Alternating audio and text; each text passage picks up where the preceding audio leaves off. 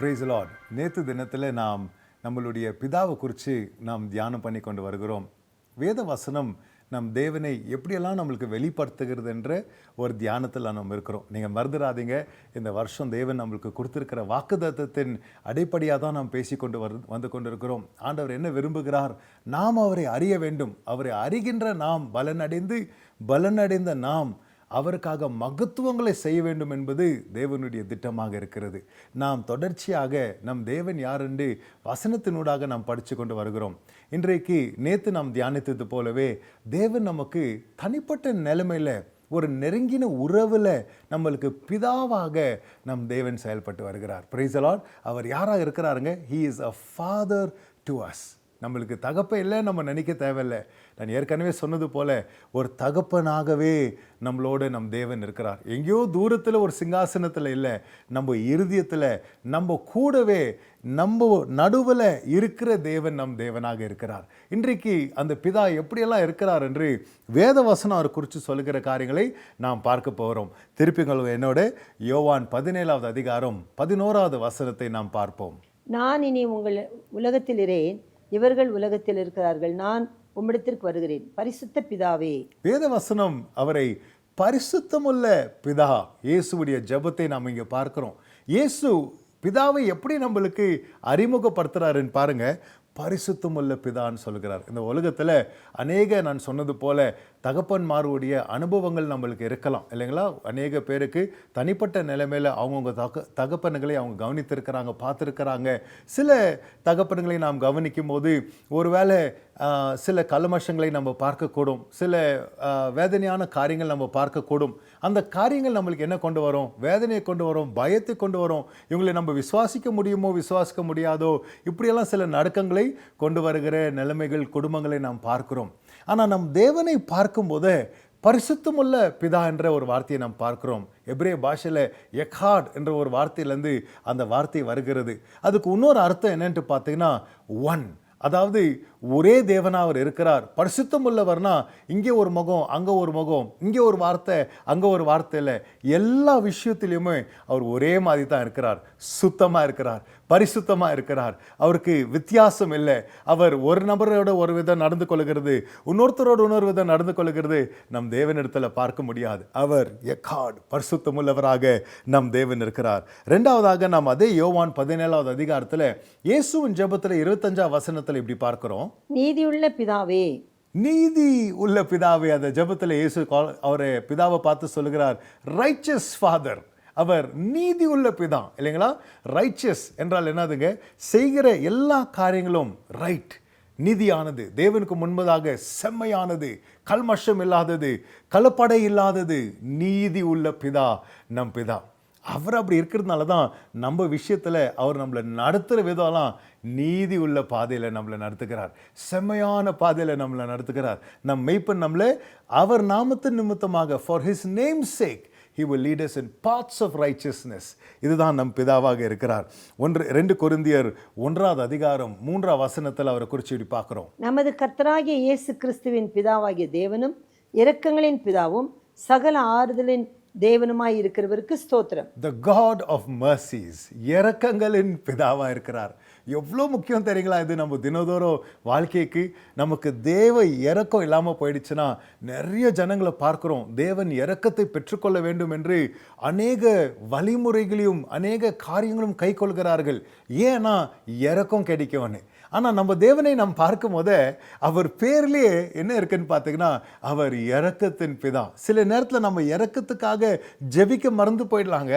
ஆனால் தேவன் இரக்கம் உள்ளவராக இருக்கிறதுனால தான் இப்போ கூட நம்ம மூச்சு விட்டு கொண்டு இருக்கிறோம், இப்போ கூட நம்ம வாழ்ந்து நிற்கிறோம்னா அது அவருடைய சுத்த கிருபை, அவர் நம்மளுக்கு பாராட்டின இரக்கங்களாக இருக்கிறதுங்க. தினந்தோறும் நம்மளுக்கு everyday his mercy is new. ஒரு நாளும் அவருடைய இரக்கங்கள் நம்மளுக்கு புதிதாக நம்ம செய்கிற குற்றங்களாக இருக்கலாம், குறைவுகளாக இருக்கலாம். ஆனால் ஆண்டவர் உடனே நம்மளை நியாயம் தீர்க்காமல் அவர் பேர்லேயே பாருங்கள், இரக்கங்களின் பிதா. அவரை போல இரக்கம் காட்டுன உலகத்தில் யாரும் இல்லை. நம் தேவன் இன்னைக்கு நம்மளுக்கு இறங்குறவராக, இரக்கம் பாராட்டுறவராக நம் தேவன் இருக்கிறார். யாக்கோபு அவரை குறித்து இப்படி சொல்லுகிறார். 1வது அதிகாரம் 17வது வசனம் யாக்கோபுல இப்படி பார்க்கிறோம். நன்மையான எந்த ஈவும் நன்மையான எந்த ஈவும் பூரணமான எந்த வரமும் பூரணமான எந்த வரனும் பரலோகத்திலிருந்து உண்டாகி பரலோகத்துல உண்டாகி ஜோதிகளின் பிதாவினிடத்திலிருந்து ஜோதிகள் இருக்கிற பிதாவிடத்திலிருந்து இறங்கி வருகிறது. அவர் நம்மளுக்கு கொடுக்கிறவரா இருக்கிறாருங்க. He is the father of lights. அவர் ஒளியின் பிதாவாக ஜோதிகளின் பிதாவா இருக்கிறாரு.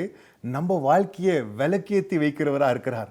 இந்த நன்மையான காரியங்கள் அவர் நமக்கு கிருபையா கொடுக்கிற காரியங்கள், இரக்கமா கொடுக்கிற காரியங்கள் அவர் கொடுத்து நம்ம வாழ்க்கையை விளக்கேத்தி வைக்கிற நம்ம ஜோதிகளின் பிதா. He is the God of lights. யோவான் இப்படி சொல்லும் போது யோவான் 1வது அதிகாரத்தில் இப்படி எழுதுகிறார், அந்த தேவன் நம் தேவன் அவர் ஒளியா இருக்கிறார். அந்த ஒளி மனுஷனுக்குள்ள வந்தவனே அவனுக்கு அது ஜீவனாக, that light becomes the life of men. அந்த ஒளி நம்மளுக்கு ஜீவனாக மாறுகிறதாக இருக்கு. அந்த ஒளியின் பிதா நம் தேவனா இருக்கிறார். Praise the Lord. நாம் எபேசியர் 1வது அதிகாரம் 17வது வசனத்துல நம் பிதாவை குறித்து இப்படி பார்க்கிறோம். நம்முடைய கர்த்தராகிய இயேசு கிறிஸ்துவின் தேவனும் மகிமையின் பிதாவுமானவர். நம் தேவனுக்கு மகிமையின் பிதாவானவர். ஹல்லேலூயா. அவர் மகிமையினால நம்மளை முடிசூட்டுகிற நம் பிதாவாக இருக்கிறார். மகிமையினால நம்மளை காக்கிறவராக இருக்கிறார். இஸ்ரவேல் மக்கள் அவர்கள் வண்ணாந்திரத்தில் வரும்போது அடைக்கலம் இல்லாத நேரத்தில், அவங்களுக்கு ஒரு அரசாங்கம் இல்லாத நேரத்தில், அவங்களை பாதுகாக்க ஒரு சேனை இல்லாத ஒரு நேரத்தில் ஆண்டவர் மகிமையினால் அவங்கள பாதுகாக்கிறவராக இருக்கிறார். சாதாரணமான விஷயம் இல்லைங்க. பகலில் அவங்களுக்கு மேகஸ்தம்பமும் இரவில் அக்கினி ஸ்தம்பமும் கொடுத்து மகிமையில தேவன் நம்மளை நடத்துகிற தேவனா இருக்கிறார். அவர் பேரு மகிமையின் பிதா. Praise the Lord. அது மாத்திரம் இல்லாமல் இயேசு ஜெபிக்கும் போது சீடர்களை பார்த்து சொல்லுகிறார். எப்படி நாம் ஜெபிக்க வேண்டும் என்று சீடர்கள் கேட்கும் போது மத்தேயு 6வது அதிகாரத்தில் 9வது வசனத்திலிருந்து நாம் பார்க்கிறோம். அவர் அவங்களுக்கு சொல்லிக் கொடுக்கிற வார்த்தை, பரமண்டலங்கள் இருக்கிற எங்கள் பிதாவே. தாவீது 139வது சங்கீதத்தை சொல்லுகிறார், நான் வானத்துக்கு ஏறி போனாலும் அங்கே நீங்கள் இருக்கிறீங்க, பாதாளத்தில் நான் படுக்க போட்டாலும் அங்கே நீங்கள் இருக்கிறீங்க என்று தாவீது சொல்லுகிறார். நாம் எங்கே போனாலும் பிதாவாகிய தேவன் அங்கே நம்மளோட இருக்கிறவராக இருக்கிறார். ஒரு ஊழியக்காரருடைய சாட்சியை நான் சமீபத்தில் கேட்டேன்.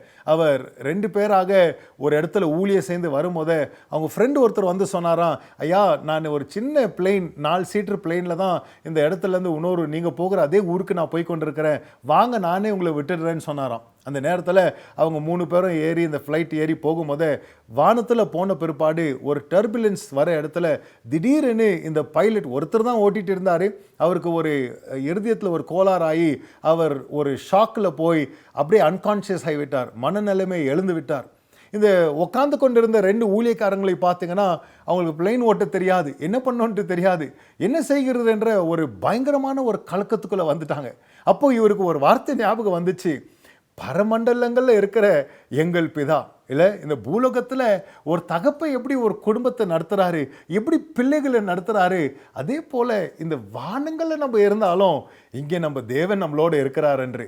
அந்த கதையை சுருக்கமாக நான் சொல்ல விரும்புகிறேன். அது முடிவு பார்த்தீங்கன்னா அந்த ஊழியக்காரு பிளெயினே ஓட்ட தெரியாது, ஆனால் தேவனுடைய கிருபையினால் அந்த டவரோடு அவர் பேசி அவருக்கு தெரியாத விஷயங்களெல்லாம் ஆண்டவரே அவர் கரத்தை பிடிச்சு நடத்தி அந்த பிளேனில் லேண்ட் பண்ண உதவி செய்தார். Price the Lord. நடைமுறையில் நம்ம பார்க்குறோங்க, ப்ராக்டிக்கலாக நம்ம பார்க்குறோம், நம்ம பிதா நம்மளோடு இருக்கிறவராக இருக்கிறார். பரமண்டலங்களில் நம்மளோடு இருக்கிற பிதா, our God who is in the heavens. Praise the Lord.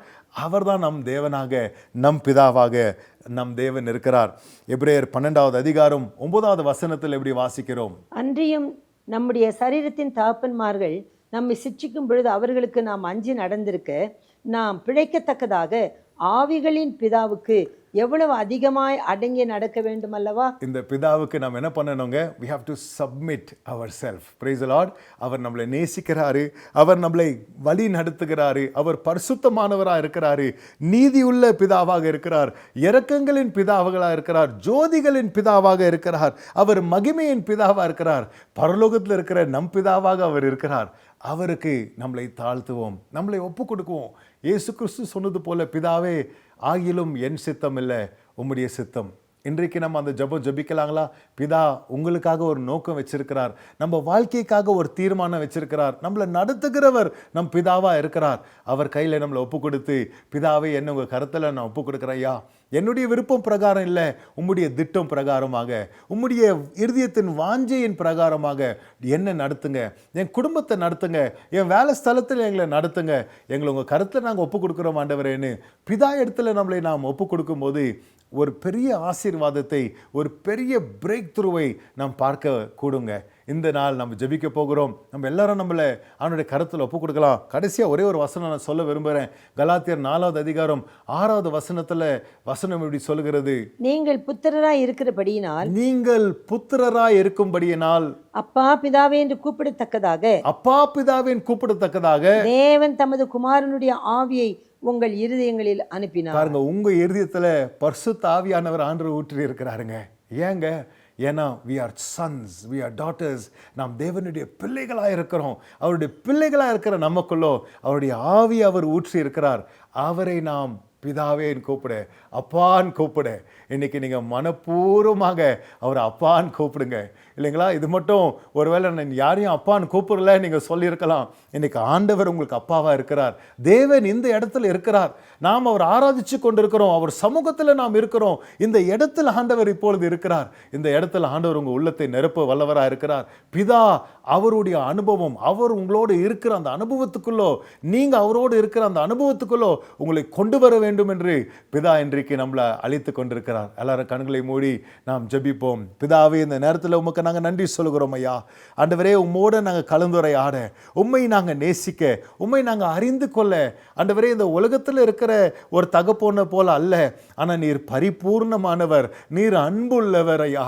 எங்களை நேசிக்கிற ஒரு நல்ல தகப்பன், எங்களை வழி நடத்துக்கிற எங்கள் தெய்வம், எங்களுக்கு நீதி உள்ள பிதாவாக, பரிசுத்த தேவனாக, ஜோதிகளின் பிதாவாக, இரக்கங்களின் பிதாவாக ஒரு நாள் ஆண்டவரே எங்களுக்கு இரக்கம் பாராற்றி, எங்களை மன்னித்து, எங்களை ஆசீர்வதித்து, எங்களை வழி நடத்தி, நீதியின் பாதையில நடத்தி நித்தியத்தில் சேர்க்கும் மட்டும் ஐயா. ஆண்டவரே, எங்கள் கரங்களை பிடித்து உம்முடைய மகிமையில நடத்துகிற மகிமையின் பிதாவாக இருக்கிறீர். உமக்கு நாங்கள் நன்றி சொல்கிறோம். இன்னும் உண்மை நாங்கள் அறியணுமே, இன்னும் உங்க கிட்டி நாங்கள் சேரணுமே ஆண்டவரே. பிதாவோடு நாங்கள் கலந்துரையாட உம்முடைய இருதய துடிப்பை இன்னைக்கு நாங்கள் அறிந்து கொள்ள எங்களுக்கு நீர் உதவி செய்யுங்க.